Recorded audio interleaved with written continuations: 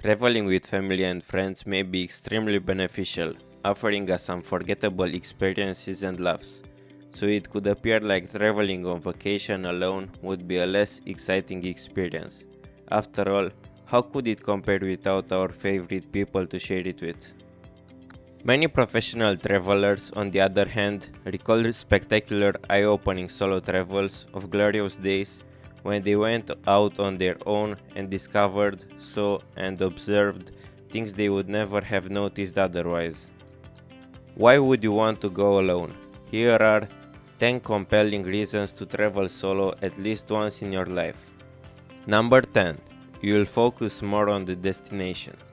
When you are on vacation by alone, the lack of familiar people to interact with causes you to focus more on your surroundings than on who you are with. This is likely why many lone travelers have more great memories of their travels. Their attention is completely focused on their surroundings. Number 9. You can change plans on a dime. Changing plans in a group can be difficult with interpersonal, financial, and other issues. When you are on your own on a trip, you may just make a decision and go on. This applies to both little and large decisions, such as where to eat or whether to rent a car and leave town. Number 8. You can find your own rhythm. The most remarkable aspect about traveling alone is that you have complete control over your itinerary. Our daily lives may be a terrible struggle of accommodating other people's schedules, and this can easily spill over into our vacation days as we try to pace our days to fit the group's preferences.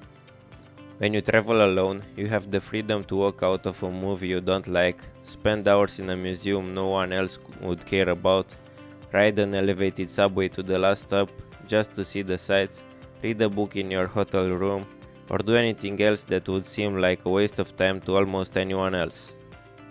Number 7. You have complete financial control.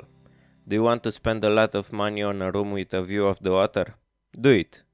Do you want to eat next to nothing? Fine. Do you just want to visit museums, events, and activities that are free? Keep your cash. You have the final say on every dollar you spend as a solo traveler. Number 6. You could start learning another language. Learning a little of the local language may really help you get to know the areas you are going to and the people who live there so you can get the most out of your trip. When you travel alone, you are much more likely to interact with the locals and pick up some language skills. Number 5. Traveling solo often increases your self-confidence.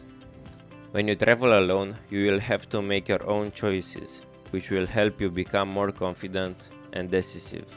There is nothing like overcoming a challenge and knowing you accomplished it without the help of another person to make you feel stronger. Number 4. Self-discovery.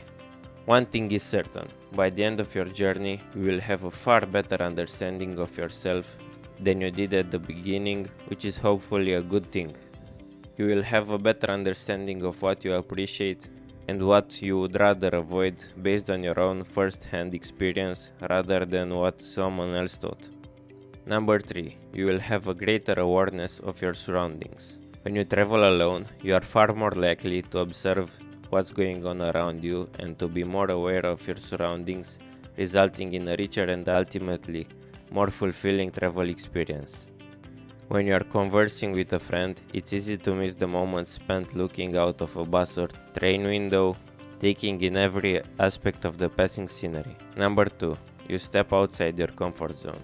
When traveling with friends, you frequently solve problems together. You can't seem to find your way around. Usually the best way to find a solution is to talk about it. Taking a vacation by yourself forces you to solve problems on your own, which can help in problem solving, dealing with pressure, and developing self-confidence. Number 1. You can be completely selfish.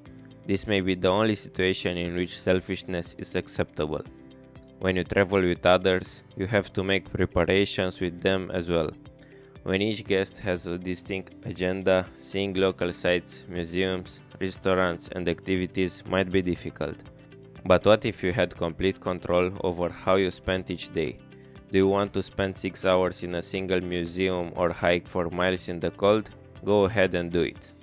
Subscribe and turn on notifications so you don't miss more videos of travel tips and much more.